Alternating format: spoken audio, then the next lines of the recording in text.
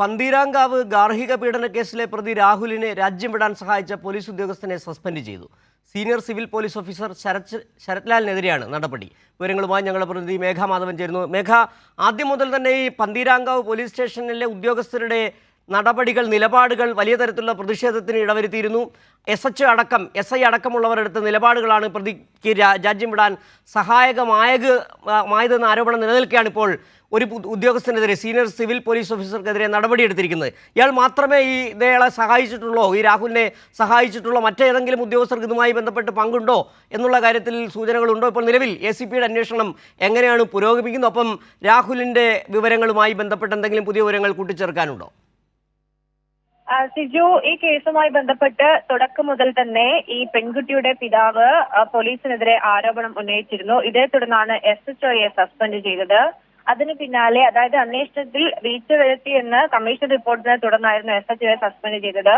ഇപ്പോൾ പ്രതിയെ സഹായിച്ചു എന്നതിനാണ് നിലവിൽ സീനിയർ സിവിൽ പോലീസ് ഓഫീസർ ശരത്ലാലിനെ അന്വേഷണ വിധേയമായി സസ്പെൻഡ് ചെയ്തിരിക്കുന്നത്. അതായത് നേരത്തെ ഗാർഹിക പീഡന കുറ്റമായിരുന്നു ചുമത്തിയിരുന്നത്. എന്നാൽ ഒരുപക്ഷെ ഇത് വധശ്രമത്തിന്റെ കേസ് ഉൾപ്പെടെ വന്നേക്കാം എന്നൊരു കാര്യം പോലീസ് വിവരം ചോർത്തി ഈ പ്രതിക്ക് നൽകുന്നു. അതിന് പിന്നാലെ ഈ പ്രതി വിദേശത്തേക്ക് രക്ഷപ്പെടുന്നു. അതുകൊണ്ട് തന്നെ വിദേശത്തേക്ക് രക്ഷപ്പെടാൻ കാരണമാക്കിയതുൾപ്പെടെ കാരണങ്ങൾ ചൂണ്ടിക്കാട്ടിക്കൊണ്ടാണ് നിലവിൽ സീനിയർ സിവിൽ പോലീസ് ഓഫീസർ ശരത്ലാലിനെതിരെ നടപടിക്ക് ശുപാർശ ഉണ്ടായിരിക്കുന്നത്. രാഹുലുമായി ഏതെങ്കിലും തരത്തിൽ പണമിടപാട് ഉണ്ടായോ എന്നതുൾപ്പെടെയുള്ള കാര്യങ്ങൾ കൂടി നിലവിൽ പരിശോധിക്കുന്നുണ്ട്. ഏതായാലും ഈ കേസുമായി ബന്ധപ്പെട്ട് രാഹുലിനെ നാട്ടിലെത്തിക്കാനുള്ള കണ്ടെത്താനുള്ള ശ്രമമാണ് നിലവിൽ നടക്കുന്നത്. ബ്ലൂ കോർണർ നോട്ടീസ് പ്രകാരം ഉടൻ തന്നെ എംബസി പോലീസിന്റെ വിവരങ്ങൾ, രാഹുലുമായി ബന്ധപ്പെട്ട വിവരങ്ങൾ ഇന്ന് തന്നെ കൈമാറും എന്നാണ് അറിയുന്നത്. അതിനൊപ്പം ഇന്ന് രാവിലെ അന്വേഷണ സംഘം രാഹുലിന്റെ വീട്ടിൽ പരിശോധന നടത്തി രാഹുലിന്റെ കാർ കസ്റ്റഡിയിൽ എടുക്കുകയും ചെയ്തിട്ടുണ്ട്. ഈ കാറിനുള്ളിൽ, അതായത് ഈ പെൺകുട്ടിക്ക് മർദ്ദനം ഏറ്റതിന് പിന്നാലെ ഈ കാറിലാണ് ആശുപത്രിയിലേക്ക് കൊണ്ടുപോയത്. അതുകൊണ്ട് തന്നെ രക്തക്കറ കണ്ടു എന്നതാണ് നിലവിൽ പോലീസ് പറയുന്നത്. ഏതായാലും കാർ ഫോറൻസിക് പരിശോധനയ്ക്ക് വിധേയമാക്കും. ഈ കേസുമായി ബന്ധപ്പെട്ട് 1ഉം 2ഉം പ്രതികൾ എന്നത് രാഹുലിന്റെ അമ്മയും സഹോദരിയുമാണ്. ഇവർക്ക് നേരത്തെ 2 തവണ നോട്ടീസ് നൽകിയിരുന്നുവെങ്കിലും ചോദ്യം ചെയ്യലിന് ഇരുവരും ഹാജരായിട്ടില്ല. നേരത്തെ മുൻകൂർ ജാമ്യാപേക്ഷ ഇവർ സമർപ്പിച്ചിട്ടുണ്ട്. അത് നാളെ തന്നെ കോടതി പരിഗണിക്കും എന്നാണ് മനസ്സിലാക്കുന്നത്. ഏതായാലും ഇനി വീണ്ടും ചോദ്യം ചെയ്യലിന് ഹാജരാവാൻ പോലീസ് നോട്ടീസ് നൽകും ഈ 2 പ്രതികൾക്കും. മേഘ, ഇപ്പോൾ നിലവിൽ 2 തവണ ഇവർക്ക് ഹാജരാകാൻ നോട്ടീസ് നൽകിയെങ്കിലും ഹാജരായില്ലെന്നാണ് മേഘ പറഞ്ഞതിൽ ലഭിക്കുന്ന വിവരം.